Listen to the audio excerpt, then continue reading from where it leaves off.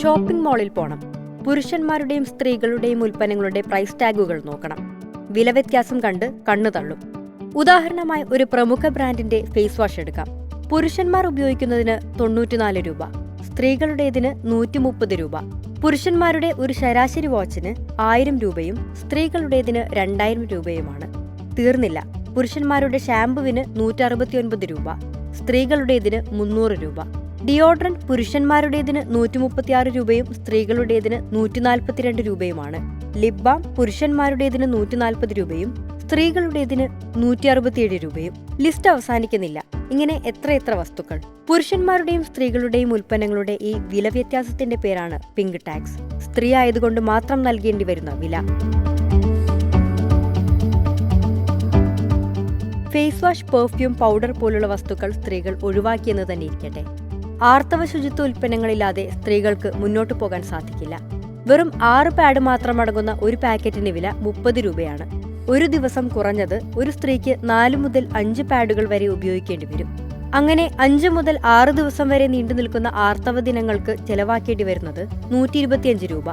അതായത് ദാരിദ്ര്യരേഖയ്ക്ക് താഴെയുള്ള പല സ്ത്രീകളും സ്വന്തം ആർത്തവ ശുചിത്വവും കുടുംബത്തിന്റെ ഒരു നേരത്തെ ഭക്ഷണത്തിന്റെ വിലയും തുലാസിൽ വയ്ക്കും.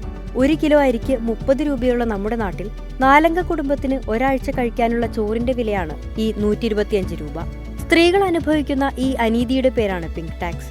സാനിറ്ററി പാഡ് പോലുള്ള അടിസ്ഥാന ആവശ്യങ്ങൾ മുതൽ സ്ത്രീ ഉപഭോക്താക്കളെ ലക്ഷ്യം വെച്ച് വിപണിയിലിറക്കുന്ന എല്ലാ ഉൽപ്പന്നങ്ങൾക്കും ഈടാക്കപ്പെടുന്ന അധിക പണത്തിന് നൽകിയിരിക്കുന്ന പേരാണിത്. ഇന്ത്യ, UK, US പോലുള്ള രാജ്യങ്ങളെല്ലാം സാനിറ്ററി ഉൽപ്പന്നങ്ങൾക്ക് നികുതി ചുമത്തുന്നുണ്ട്. മലേഷ്യയിൽ 2018 മുതലാണ് പാഡ് പോലുള്ള സാനിറ്ററി ഉൽപ്പന്നങ്ങൾക്കുള്ള നികുതി ഒഴിവാക്കി തുടങ്ങിയത്. സാനിറ്ററി ഹൈജീൻ പ്രൊഡക്റ്റുകൾക്ക് ഈടാക്കുന്ന ഈ അമിത വില കാരണം സ്ത്രീകളുടെ ആരോഗ്യം തന്നെ പ്രതിസന്ധിയിലാവുകയാണ്.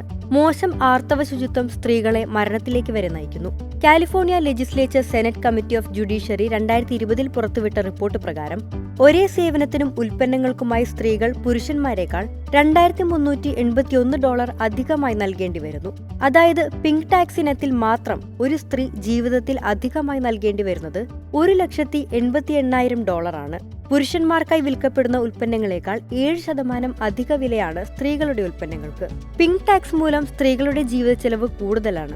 ബ്യൂറോ ഓഫ് ലേബർ സ്റ്റാറ്റിസ്റ്റിക്സ് പുറത്തുവിടുന്ന കണക്കുകൾ പ്രകാരം ശരാശരി $39,178 പ്രതിവർഷം സമ്പാദിക്കുന്ന ഒരു സ്ത്രീ $38,838 ചെലവാക്കേണ്ടി വരും. എന്നാൽ $49,525 പ്രതിവർഷം സമ്പാദിക്കുന്ന പുരുഷന്റെ ചെലവ് $41,203 ഒതുങ്ങുന്നു. സ്ത്രീയും പുരുഷനും ചെയ്യുന്ന ഒരേ ജോലിക്ക് ഇരുവർക്കും ലഭിക്കുന്ന വ്യത്യസ്ത ശമ്പളവും എടുത്തു പറയേണ്ടതാണ്. അതുകൊണ്ട് തന്നെ 2022 ബാങ്ക് റേറ്റ് നടത്തിയ പഠനത്തിൽ സാമ്പത്തിക കാര്യത്തിൽ സ്ത്രീകൾക്ക് അമിത സമ്മർദ്ദമുള്ളതായും കണ്ടെത്തിയിട്ടുണ്ട്. New York city department of consumer affairs 2015 നടത്തിയ പഠനത്തിൽ ഷാംപൂവിന് വേണ്ടി സ്ത്രീകൾ 48% അധികവും, ഷർട്ടിനു വേണ്ടി 15% അധികവും, ഹെൽമറ്റിനു വേണ്ടി 13% അധികവും പണം നൽകേണ്ടി വരുന്നു. ഇന്ത്യയിൽ പിങ്ക് ടാക്സ് നിയമവിരുദ്ധമല്ല. ഇന്ത്യയിൽ എന്ന് തന്നെയല്ല, പല രാജ്യങ്ങളും ഇന്നേ വരെ കാര്യമായി പരിഗണിക്കാത്ത വിഷയമാണ് സ്ത്രീകൾ അനുഭവിക്കുന്ന ഈ വിവേചനം. പക്ഷേ മലേഷ്യ പോലുള്ള ചില രാജ്യങ്ങളെങ്കിലും പിങ്ക് ടാക്സിന് തടയിടാനുള്ള ശ്രമങ്ങൾ ആരംഭിച്ചിട്ടുണ്ട്. ഇന്ത്യയും ഈ പാതയിൽ മുന്നോട്ട് വരണമെന്നാണ് വ്യവസായി സുനിൽ ദസരിയുടെ അഭിപ്രായം. ഇത്തരം വിവേചനങ്ങൾ സമൂഹത്തിൽ നിന്ന് തുടച്ചു നീക്കപ്പെട്ടാൽ മാത്രമേ സ്ത്രീകൾക്ക് ശരിയായ സമത്വം കൈവരികയുള്ളൂ എന്നും ദസരി ചൂണ്ടിക്കാട്ടുന്നു.